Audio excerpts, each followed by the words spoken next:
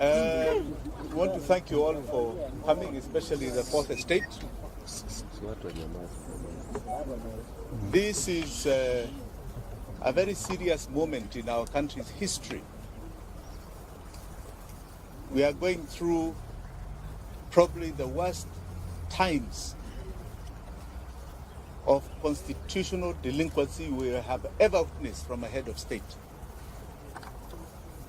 We have a head of state who has decided that the constitution is irrelevant. We have police officers and so-called armed forces that have decided that our democracy and the tenets for which our forefathers fought for this country have been suspended. There is only God that we recognize that is above us. Everybody else is below the sovereign Kenyan. That is the wish of God. That is the constitution of this land. We have a statement here in relation to the killings and abductions that have been going on in this country ever since the peaceful demonstrations that started in June. Many of us on this table are victims of this. We have families here that have been so devastated by the loss of loved ones, especially young ones. But before I read this statement, I would appreciate your patience in recognition of some of the people who are seated here with me. Some people who are here with me have suffered untold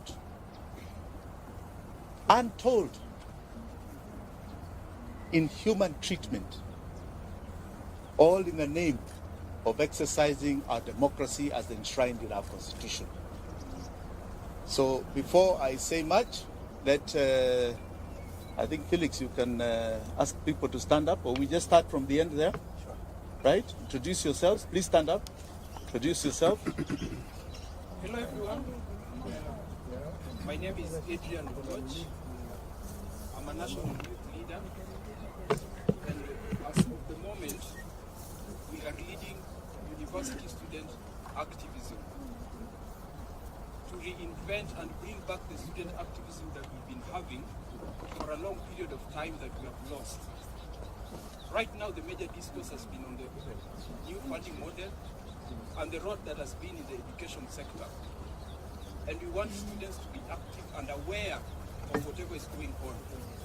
We are not in support of whatever the government has done in trying to call out student leaders in having personal meetings, which is not effective towards the success of education in this country.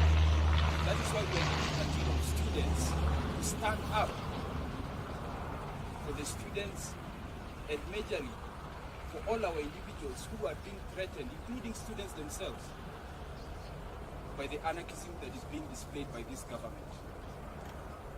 Thank you. Thank you.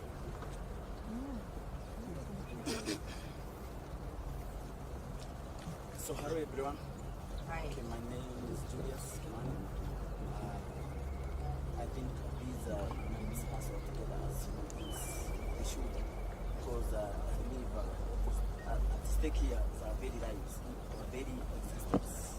Police are killing people, acting people, and I don't know why it should happen in a country that is constitutional democracy. It's very sad. Right the other day, I read in the media, the social media, about the bodies that were retrieved from Kware, the families of the victims. They are being threatened. the youths who helped to retrieve the bodies, they are being threatened by the DCI. I think this is uncalled for, and this is what we should stop. I don't know why people should lose their lives for someone to cling to power, for someone to refuse to get out of power. I think people have spoken, the people of Kenya, we saw the protests, people came out in numbers, and they spoke clearly and loudly, and they said, we do not want you in power. We do not want President Ruto in power, because this man came into power through lies, lying to the people of Kenya, and this is what we are dealing with. We are dealing with an evil system that people who stop at nothing to continue killing into power. This is the problem that we must deal with squarely and know how to get out of this mess. Thank you so much for now. Kimani is a one-man army. Yes. Kamau, sorry. Thank you.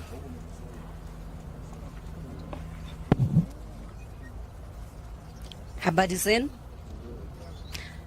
My name is Florence Kanywa. I'm a social justice activist, and I am the leader Women League Free Kenya movement.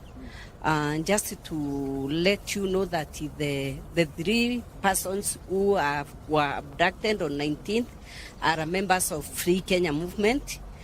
Bob Jagi being our chairman, and we are really saddened by what happened, and we are here to demand they be brought back to us, dead or alive.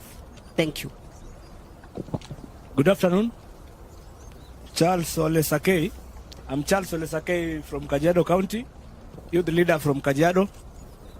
I am here representing Bob's family. I am from Free Kenya movement. We have been on the ground with him, championing for our rights.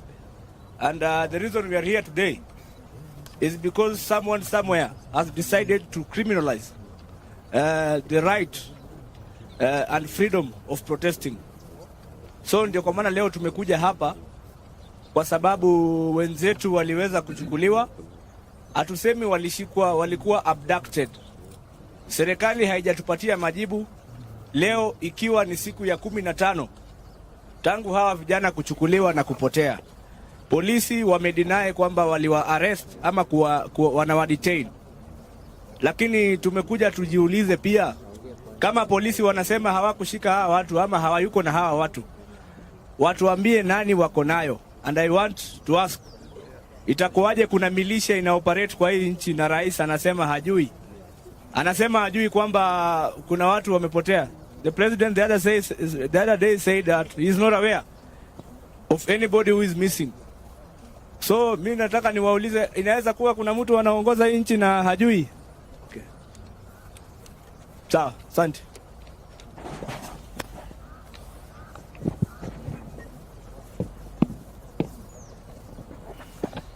We'll come back to the introductions.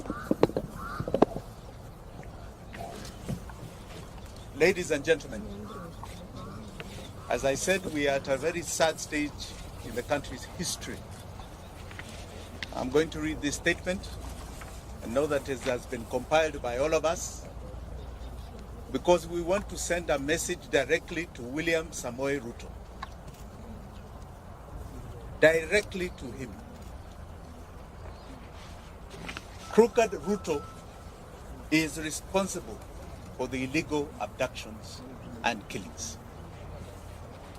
Today, we stand in solidarity and empathy with all the families here and those who did not make it to come for their sons and daughters who have been abducted and have disappeared. It is devastating for a family and friends when a loved one disappears. Yet this is a harsh reality facing Kenya today. I myself am very touched by the plight that has been going on, and more so because Bob Jagi and the Longman twins came to visit me in Kamkunji after I was illegally arrested by the police. They were abducted after visiting me. This is 3 weeks now, and they have not been seen, notwithstanding a lot of the court orders. So this is a direct affront to some of us personally. Your pain is my pain.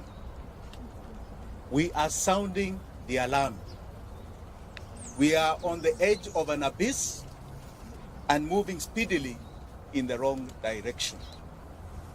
We must wake up and collectively demand for truth, accountability, and justice. Many times it is said that if it happens to one, we keep quiet. It happens to another, we keep quiet. Eventually it will land in each of our doorsteps. We saw this during the abductions of so-called terror suspects. We've seen it over the years. But because there is a security team that tells us that it's for our benefit, we keep quiet. Today they have extended it to people who have been peacefully demonstrating in this country. Abductions is becoming a way of life. Extrajudicial killings a way of life. This is not the Kenya that was envisaged even by the makers of the new constitution.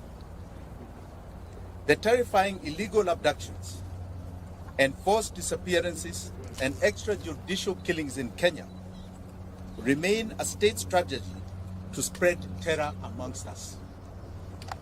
The feeling of insecurity and fear it generates is not limited to close relatives of the abducted or the disappeared only. It affects each and every one of us. Illegal abductions and enforced disappearances violates the right to life, liberty, protection before the law, and protection from other cruel, inhumane treatment and punishment. Abductions victimizes the families, relatives, friends, and victims and survivors like we have here. We have a young man here who was abducted all the way to Maragua. He'll tell you his story. Abductions are a gross violation of the international law, including the Rome Statute. Abductions are kidnapping. Please understand. The state is kidnapping people, kidnapping Kenyans.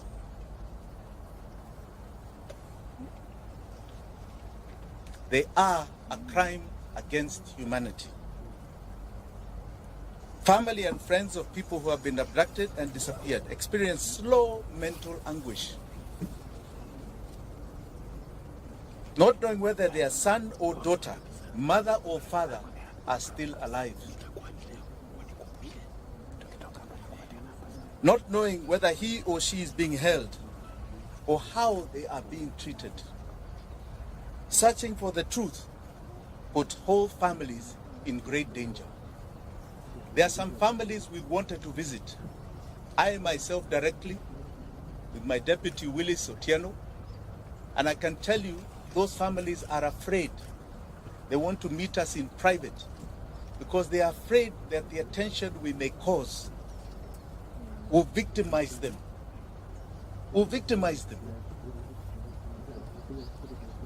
No order or instruction of any public authority, civilian, military, or other, may be invoked to justify a form of abduction, kidnapping, to enforce disappearance.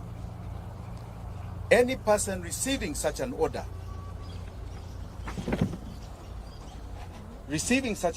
or instruction shall have the right and duty to not obey it. Article 26 of the Constitution of Kenya guarantees every Kenyan the right to life, specifically stating a person shall not be deprived of life intentionally.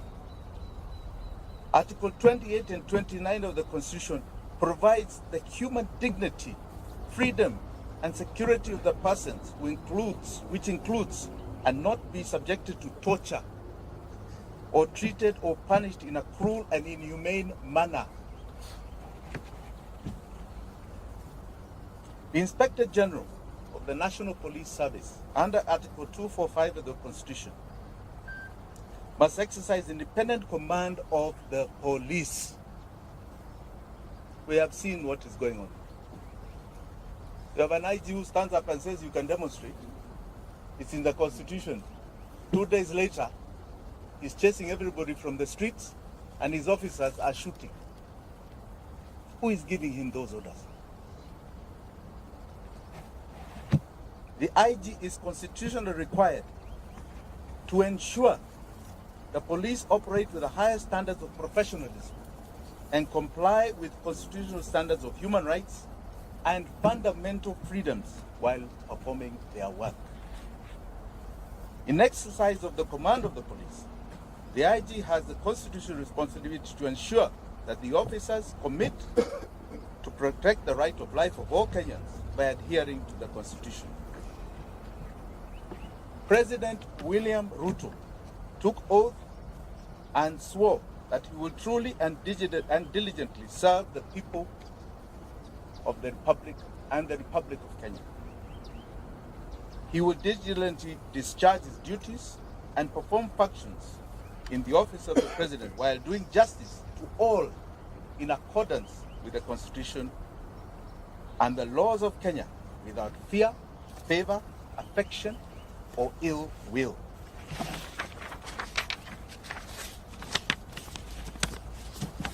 President Ruto, and I say crooked Ruto, the crooked man, took oath and swore to faithfully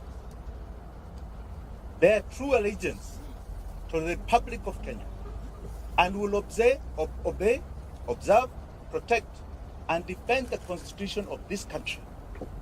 And he will protect and uphold the sovereignty, the integrity, and the dignity of every single Kenyan. That is an oath you are swearing to God before 54 million Kenyans. Regrettably, today it can be confirmed that crooked Ruto has not only violated the Constitution of Kenya, but has contravened his oath of office. He has become a constitutional delinquent. For the avoidance of any doubt, if any of you have any, crooked Ruto is solely responsible for the abductions, enforced disappearances, and the murders of young Kenyans, Gen Z. He has turned his police force into a political militia. Kenyans must never forget William Ruto's history. And Kenyans will never forget what he's doing to us today. Crooked Ruto is hypocritically mocking, laughing, and demeaning the abducted, disappeared, and murdered sons and daughters of this country, and their loved ones who are painfully crying daily. The only crime they have committed is exercising their constitutional and democratic right to peacefully and unarmed demonstrate on the streets in our country. We will not yield to crooked Ruto's tyranny. We will not. Because to yield is to advertise to all those that have fought for the democracy that we have today, starting from 1920. We are telling them that we have succumbed to the will of tyranny. William Ruto will not take us there. He is no different. When you look at that man, read the history of people like Pol Pot of Vietnam, Adolf Hitler. Read the history of Amin Dada, who was just next door to us. Umar Bashir, who created atrocities in Sudan. He is no different. It's not a man to glorify. That is a man to feel shame that he represents this great country called Kenya in any position. Finally, I wish to assure the abducted, the disappeared, and their families here and home, you shall never be forgotten by Kenyans. Ruto may forget, may ignore, but we will never forget. You are the true freedom fighters of our time. You are the heroes and heroines of this country. Forgetting you is rejecting our own identity. Forgetting you is to renounce the meaning of our life. Forgetting you means that we do not even love our own families. We will keep the memory of our abducted, our disappeared, our murdered. Forgetting them is allowing crooked Ruto to achieve his goal of erasing our loved ones from this earth. We are going to continue demanding justice. We shall relive their memory as we do. The abducted, the disappeared, the murdered shall live forever in our minds, in our hearts, and etched in the history of this country. Thank you very much. Do you have any questions? Yes. What's your name? My name is Barack Udwok from the Sleep Voice. Mm-hmm. The president recently said that he is not aware of any subject, and should there be someone who is aware of such a case, should provide the names. Yes, Moon. Have you and your team done so? You know, crooked Ruto has a big problem. He seems to be delusional. The information is in public domain. The media has over and over stressed names. Are you telling me he does not listen to the media? He doesn't watch TV like all of us? If he was true to the oath of office that he took, he doesn't wait for people to submit names. He would have already set up an inquiry with the allegations that are already there. He should be informing us what is going on. The only reason he is doing that is because he is the one who is doing it. Okay? Let us not mince our words here. Those are his instructions being obeyed by others. And he will be held to account. The days when people just got away with things are over. The level of accountability Kenyans are demanding, and the world, is at an all-time high. He will not get away with it. Any other question? Yes. My name is David Mora from Kenya. The other fact is teachings have been started at classrooms over the scene. Are you an interested party or seeking that you get involved? And then, how do you pursue justice? You know, justice for the victims is historical to us. When we had ICC, that was an attempt to deal with justice for the victims. We had 1,400 people who died, 2007, 2008. Today, we are talking, we don't even know the exact number. We have bodies in the mortuary, unclaimed, unidentified. We have bodies being found in rivers and swamps and dump sites. We don't know how many. We can only estimate there may be a few hundred. I think we must start looking for justice elsewhere. We are going to make sure they are accountable in this country. One of the greatest cases that has happened, and I like you to all follow this case, is the case of justice for Baby Pendle. Baby Pendle was murdered by police in 2017. And that case is coming up October the 3rd. in our High Court here in Nairobi. That case is taking to court what you call the commanders of that case.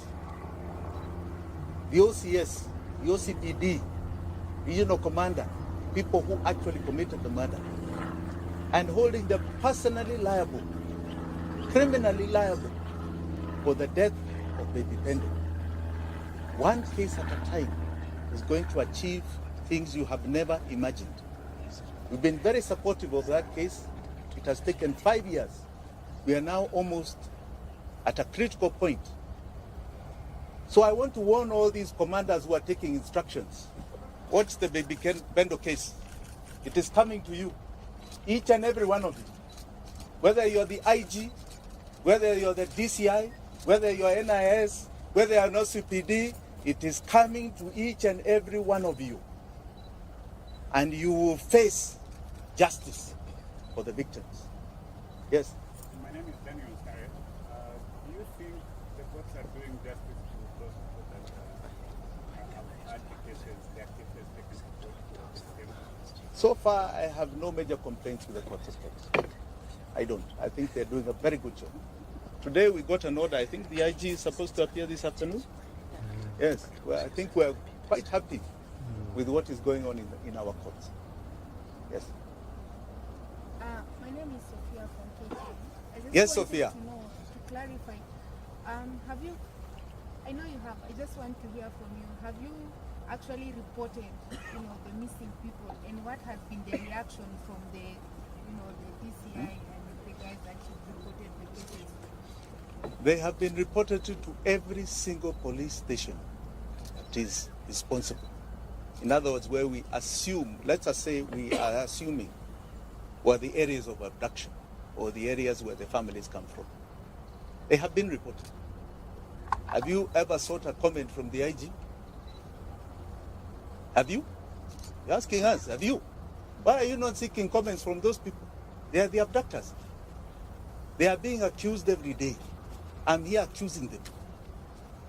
Let them stress their defense. Okay? I was just asking if you follow the due diligence.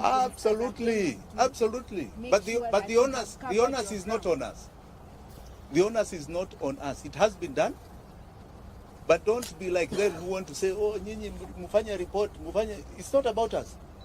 You think people are creating fake bodies and fake missing persons? Let's be sincere. It has been followed. And as you can see, there are people who are living in their own reality. They don't want to acknowledge that there is such a thing. Yes. Yes, Lugu. So far as Jim Wanjigi, how many families have you reached to be able to communicate about the missing? How many families? How many are there so far? About 12. About 12. Yes, about 12. But as I told you, we are having very serious challenges because these families are very frightened. And they feel if we draw too much attention to them, they'll be victimized. Even their other children will be victimized.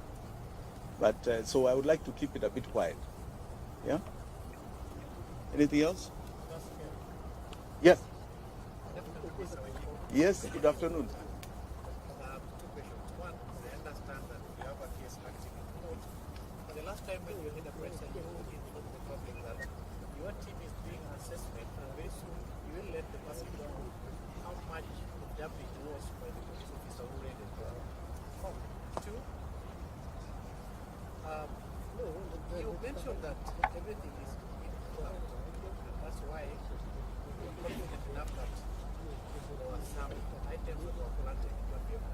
Is this part of the evidence you present before the courts to incriminate or satisfy the judges with the evidence? Thank you. Thank you for that question. You know, I didn't call this for myself. I was here to talk about others. Kesi yangu itakuja. And I want to assure you, as I assured you then, it will be a shocker case. Okay? A shocker case. But I'm not here today to talk about that. I'll come to me. Today, I am here. All right? There are people who are not here, who have not only died, others have been abducted. We don't know whether they are dead or alive. I think that's really the concern. Mimi niko hapa, niko hai, niko sawa. My family wako hai. Sindio? So we'll come to that. Yeah. Sorry, last question. Yes. We know some of the people that were abducted, they are bado wanategemewa kama watu kwa familia zao. I mean, you as breadwinners. Yes. You as anyone, is there any way that you feel like you're going to be able to support them until they... My friend, why are you asking me of private arrangements? Hiyo hapana kitu ya public. Ask me. Kuna watu wengine ambao wanasema kitu. Any other question? Yes, ndugu yangu. From? Sorry.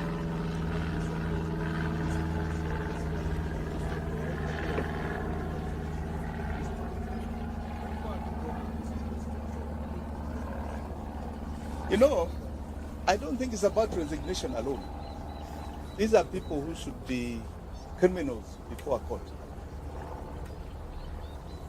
They have completely decided the law is irrelevant. And whether they resign today and you put others tomorrow, it makes no difference. The key thing is that they need to be seen in a court of law answering for the injustice that they are committing. That may be the greatest attempt at stopping continual abuse of the law by the police. We need to see an IG in court. We need to see a DCI in court. We need to see OCPDs and OCSs in court. That is what we need. There was a young man who was shot some time ago called Rex Masai. Rex Masai. That was the first one that was brought to our faces. Okay? We have had how many stories for the last 3 months? Including from these agencies, what is it called? Yes. Really? We are talking about young men's lives here. Young girls' lives. I don't think it's a matter of resignation. Yeah. Do you feel like justice is gonna ever be done? Absolutely. And do you have hope for the Kenyan? Absolutely. In fact, most Kenyans feel very hopeful. Any of these criminals who are perpetuating injustice will see that court of law. One day, that I assure you, this is not going to continue happening in this country. What is the time limit that is giving the government to be able to produce the people, and what is the plan?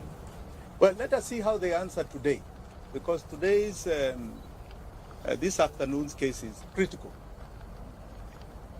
Many of us are skeptical. They will say they don't know where they are, they're not the ones who did it. But they also don't know what we have to prove that they are the ones. So let us see what they produce as the excuse this afternoon. Then you can ask me about time limits. Okay? Asante sana. Please hold on. I would like you to still hear some people here. Yeah? Please, Felix. We'll start with the former survivor. Yeah, Victim of yeah. abduction. That's This young man. Karibu to the first. Oh, me. Yakuje tu hapa. Exchange the Down with extrajudicial killings, down. Down with extrajudicial killings, down. Down. Viva.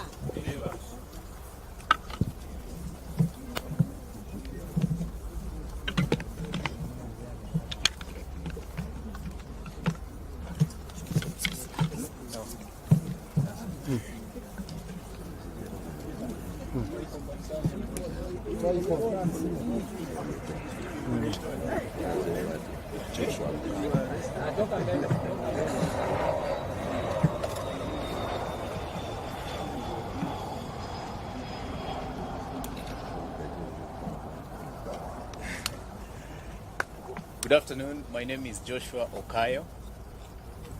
I am a student undertaking my advocates training program at the Kenya School of Law, and also the president of the Student Governing Council at that institution. I have been very actively participating in the protests that we've seen in the past 2 months. And I remember on 18th of June, I met Advocate Wakili Will is here. We were actually with him on the street. And it appears to me that this was history writing itself. I got abducted on 26th of June and was released, or rather when I realized that I was released, that was 28th of June. Because I found myself at the bank of Maragua River in Moranga.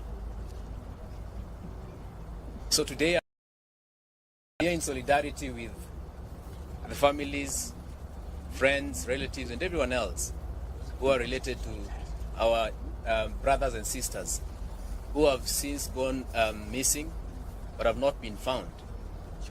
I am here because this speaks to me. I am here because I identify with the case in question right now.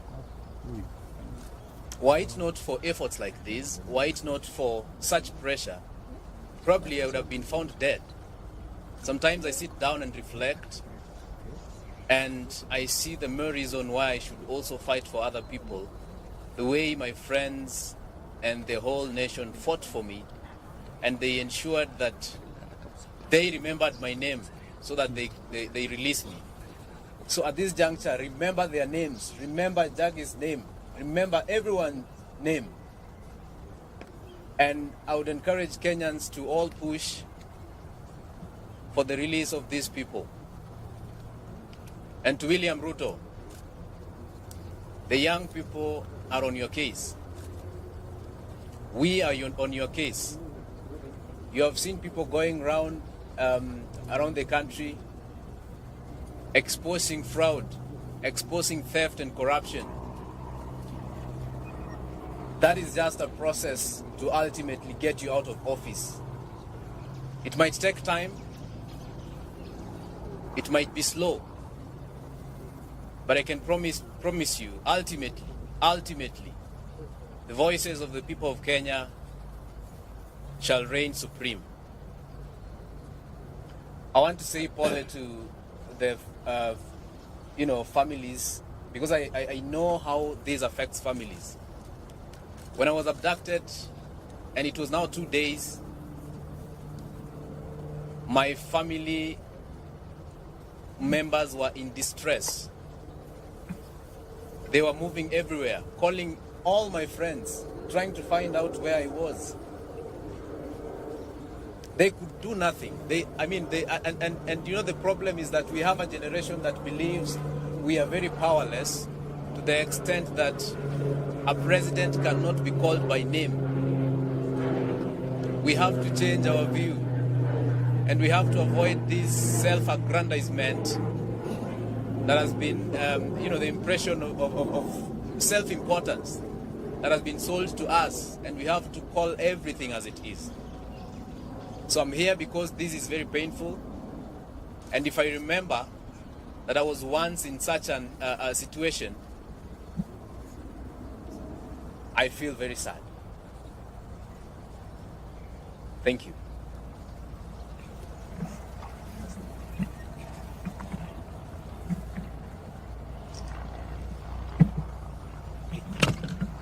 Free Jamil, free Jamil. Free Jamil, free Jamil. Free Aslam Longton, free Aslam. Free Bob Jage, free Bob Jage. Free Bob Jage, free Bob Jage. Free Bob Jage. Free Jamil, free Jamil. Free Jamil. Free Aslam, free Aslam. Free Aslam. Thank you very much. I'm Willis Otieno, advocate of the High Court of Kenya. I'm involved in some of the litigations that are seeking to hold the police and William Ruto accountable for the forced disappearances and abductions of our young people. You all recall the story, for example, of the father of the alleged Equity Bank manager, who the state decided to take to live with lions and hyenas as part of torture, a forced disappearance, and the gentleman was held for over 3 weeks. Now, if we believe in the rule of law, and you think the person is a suspect who has committed an offense, our courts work every day. Why not take these suspects to court? Why not subject them the due process of the law. Now, you've been told these issues of forced disappearance and abductions actually constitute crimes against humanity. And where we are going to seek for redress here in Kenya. And we are also going to invoke universal jurisdiction in countries that have accepted that concept as a means of achieving redress. So to those police commanders, and even to William Ruto, rest assured that under the universal jurisdiction principle, we will hold you responsible and we'll try you for these criminal offenses. And that is not something we're going to do next year. We're going to do it this year. So don't be surprised when you start seeing charge sheets flying across the continent, across the globe, in which police commanders in Kenya and even William Ruto will be an accused person. Those fake charges they register in Kenya against innocent Kenyans who are exercising their rights under the Constitution, we are going to have genuine charges registered against them in their names in Kenya and abroad.